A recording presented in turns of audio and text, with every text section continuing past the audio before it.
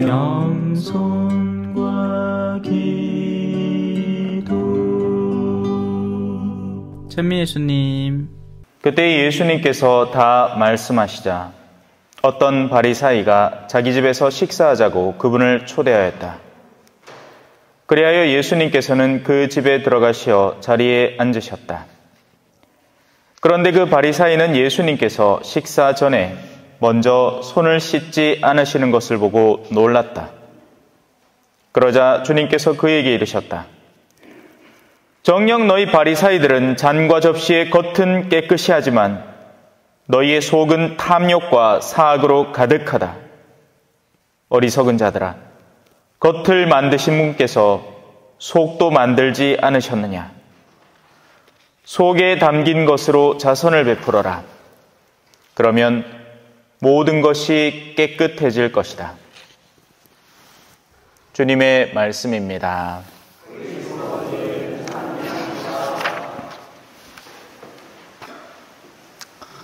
찬미 예수님.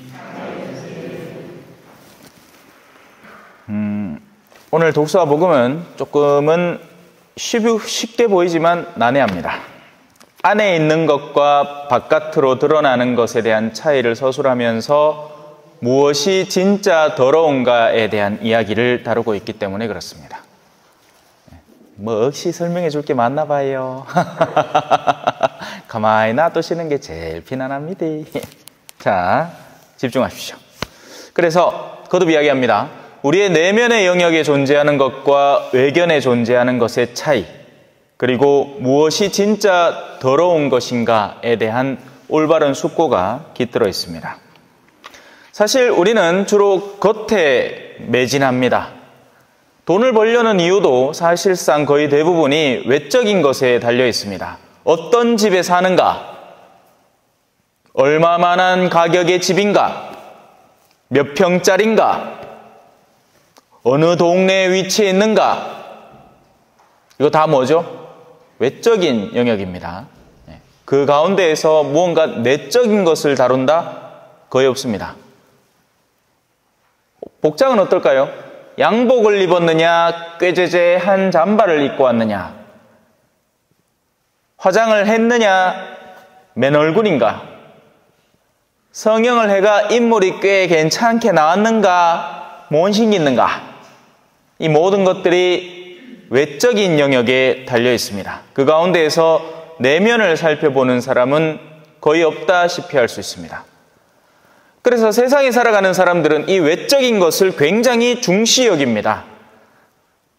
내가 어떤 사람과 어떤 인맥 관계를 맺고 있느냐? 힘 있는 자와 많은 유대 관계를 맺고 있는가?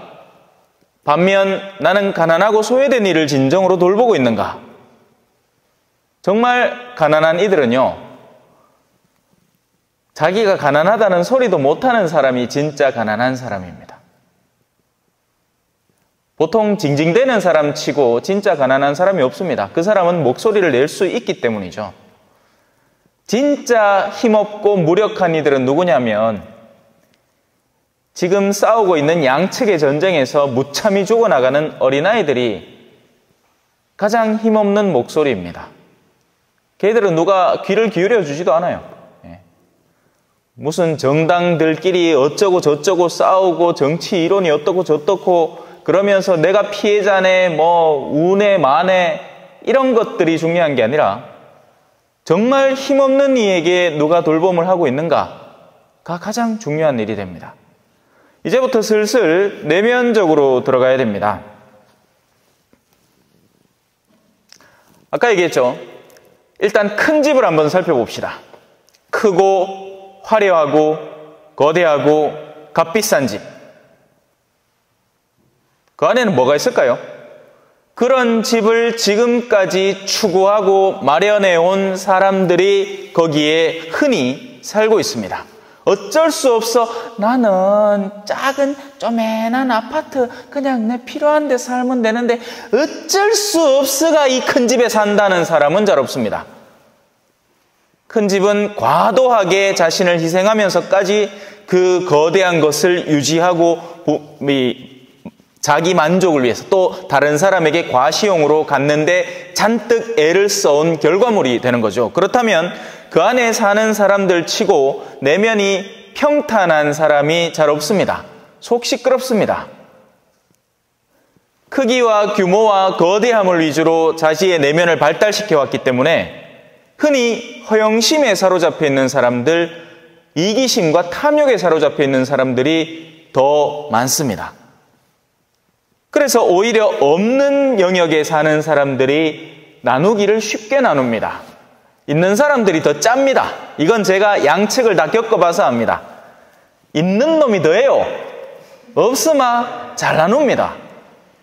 없으마 없는 가운데 있는 걸 애써 나눕니다. 하지만 있는 놈들이라고 하면 이상하다, 그죠? 근데 맞아요. 있는 놈들이 더해. 더 짭니다. 하나하나 다 따지고 듭니다. 자, 더 본격적인 예시를 들어드리겠습니다. 누가 진짜 더러운 케이스인가? 자, 한 처녀가 강간을 당했습니다. 우리 처음 오시갖고 궁금한 게 많은 모양이다. 우리 종갑미대. 반갑지요? 근데 제가 앞에서 이야기를 할 때는 좀 조용해 주시면 더 낫습니다. 자, 계속 갑시다. 한 처녀가 강간을 당했습니다. 그러면 그의 처녀막은 손상되었고 그의 몸도 외적으로 더럽혀져 버리고 말았겠죠. 반면 여기는 여전히 처녀성을 보유하고 있습니다. 하지만 그의 내면 속에는 내가 어떤 남자를 꼬셔서 어떻게 한번 오늘 밤을 쾌락적으로 지내볼까 하면서 여기저기 나이트를 기웃거리고 있는 처녀입니다. 하지만 그의 외견은 깔끔하고 깨끗해요. 자, 누가 더 깨끗합니까? 여기에는 두 가지의 잣대가 적용되는 겁니다. 껍데기만 본다면 당연히 처녀성을 그대로 간직하고 있고 외견도 깔끔하고 굉장히 고급진 옷을 입고 화려하게 자기를 치장해 놓은 이 처녀가 깨끗하다 할 것입니다. 하지만 실제 속내는 어떤가? 여기서 언급했던 자기의 처녀성을 상실한 이 사람은 그 내면 안에 거룩함이 깃들어 있고 여기에는 추잡함이 들어있는 겁니다.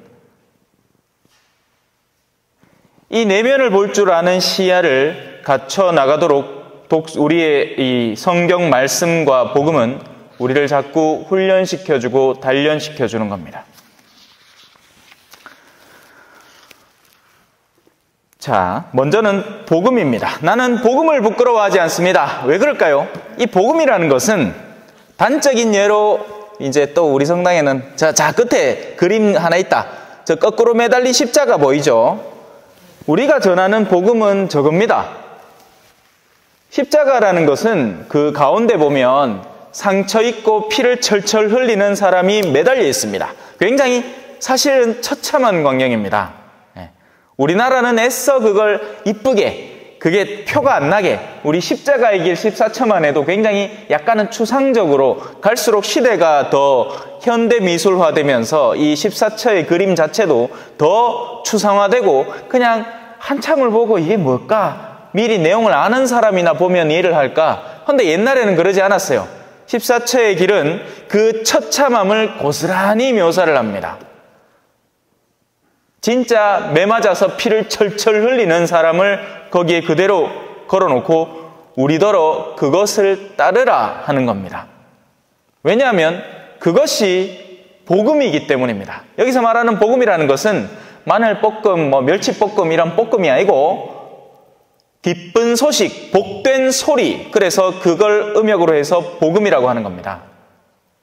우리가 들었을 때 아, 맞다. 정말 그게 기쁜 말이지. 그래, 그건 정말 내 마음을 밝히고 기쁘게 하는 말이야. 라는 것이 복음이 되는 겁니다.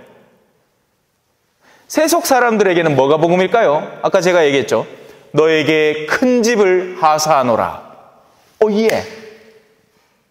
이윤 15%짜리 사업 투자 기회를 주겠다. 그러니 네가 가진 돈 100만 원을 투자하면 한 달 뒤에 15만 원을 벌리라. 와, 대박. 이런 것들이 세속 안에서 기쁘게 들리는 소리입니다. 왜?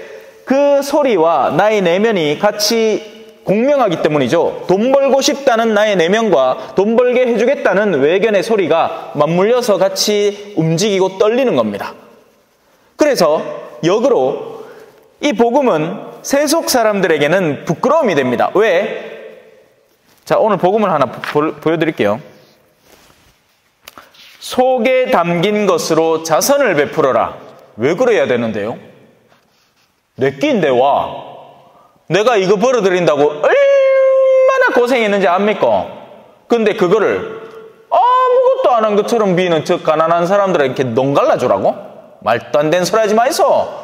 이거는 우야든 동 내가 살아있는 동안 내가 쓰고 내가 다 못 심어 내 자식들한테 줘갖고 내 노후라도 보장시키고 이든 저든 다 나를 위해서 쓸 끼지. 이거 절대 저 가난한 사람들한테 아무 이유 없이 못 줍니다. 그건 나한테는 복음이 아니요. 그래서 나는 복음을 부끄러워하지 않는다라고 바오로 사도는 선언해야 되는 거죠. 왜? 복음은 세속 사람들에게는 부끄러움이 되니까요. 네 와 그래서 하는데 뭐? 성당 댕긴다고 그거 와 가는데 네 시간 뺏기가면서 말라그 가노? 그만 내하고 술이나 한잔 다 하지. 그게 더 쾌락적이고 기쁠 텐데 너에게 온갖 말초신경에 자극을 주고 그날 밤에 흥건한 너의 기분 속에 또 기분도 좋으마 또 어디 아가씨 있는 집이라도 가서 이상한 짓거리라도 해도 술김에 그랬다 하면 다 용서받는 이 좋은 세상에 왜 너는 소위 말하는 수덕 생활이라는 걸 하려고 드느냐?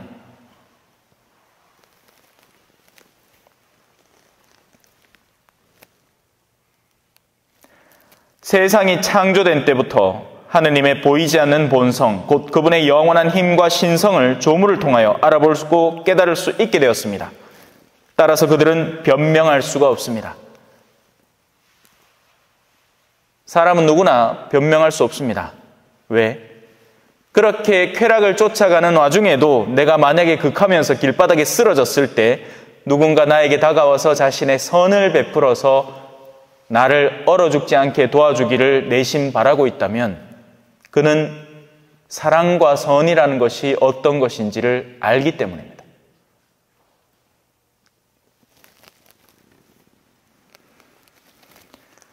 하느님을 알면서도 그분을 하느님으로 찬양하거나 그분께 감사를 드리기는커녕 오히려 생각이 허망하게 되고 우둔한 마음이 어두워졌기 때문입니다. 그들은 지혜롭다고 자처하였지만 바보가 되었습니다.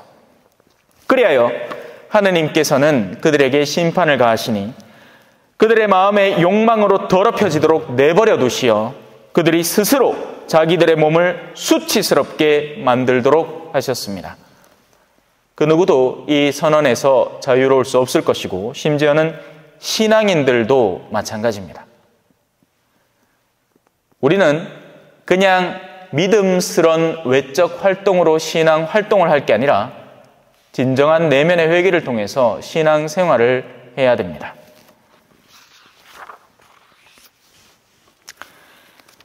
까딱 잘못하다가는 우리 천주교 신자의 말로 바리사이 소리를 듣기에 딱 좋은 케이스가 되어버리고 맙니다. 철두철미한 신앙적 외적 틀의 생활들을 하지만 실질적 내면에서 진짜 복음이 어디에 존재하는지 어떻게 그 뒤를 올곧게 쫓아가야 내가 복음의 사람이 되는지에 대해서 고민하지 않고 살고 있다면 우리는 예수님의 이 말을 기억해야 됩니다. 정녕 너희 바리사이들은, 말을 좀 바꾸겠습니다. 정녕 너희 가톨릭 신자들은 잔과 접시의 겉은 깨끗이 하지만 금육제 지킨다, 공복제 지킨다, 빠짐없이 주일 미사를 참례한다, 철두철미한 외견적 생활로 잔과 접시의 겉은 깨끗이 하지만 너희의 속은 탐욕과 사악으로 가득하다. 누군가를 공격하려는 마음, 누군가에 대한 증오, 원한, 험담, 뒷담화. 그렇다면 바로 우리들이 자칫 잘못하면 이 바리사이가 되는 거죠.